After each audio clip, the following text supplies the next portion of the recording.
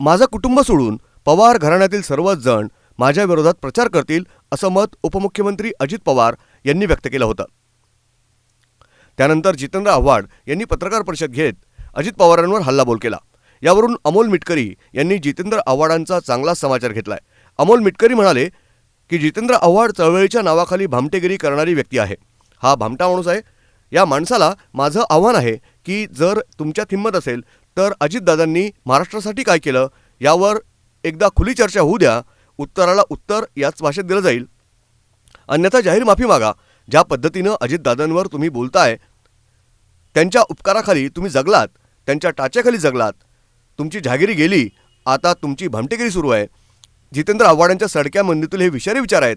पुरोगामी आणि चळवळीच्या नावाखाली हा माणूस काय चाळे करतो। ज्या ज्या वेळेस माणसावर खालच्या पातळीचे आरोप झाले त्या वेळेस अजितदादा या माणसाच्या पाठीशी होता। आव्हाडांची जहागिरी गेलेली आहे, फुगिरी तेवढी बाकी आहे। मात्र मुंब्रा, कळवा, ठाण्यातील जनता जितेंद्र आव्हाडांची फुगिरी लवकरच काढणार आहे असं ते म्हणाले।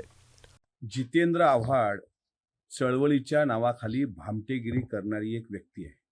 हा भामटा माणूस आहे। या भामट्या माणसाला माझं जाहीर आव्हान आहे की जर तुमच्यात हिंमत असेल तर अजितदादांनी महाराष्ट्रासाठी काय केलं एकदा खुल्या विचारपीठावर चर्चा होऊ द्या।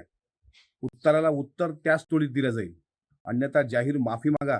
ज्या पद्धतीनं अजितदादांवर तुम्ही बोलताय, त्यांच्या उपकाराखाली जगलात, त्यांच्या टाचेखाली जगलात, तुमची जहागिरी गेली, आता तुमच्याकडे भामटेगिरी सुरू आहे। जितेंद्र आव्हाडांच्या सडक्या मेंदूतील हे विषारी विचार आहेत। पुरोगामी आणि चळवळीच्या नावाखाली हा माणूस काय चाळे करतो आणि ज्या ज्या वेळेस खालच्या पातळीचे आरोप या माणसावर झाले त्या वेळेस हाच अजितदादा या माणसाच्या पाठीशी होता। या आव्हाडाची जहागिरी गेलेली आहे, फुगिरी तेवढी बाकी आहे। मात्र मुंब्रा, कळव्या, ठाण्यातली जनता याची जी काही फुगिरी आहे ते सुद्धा लवकर काढणार।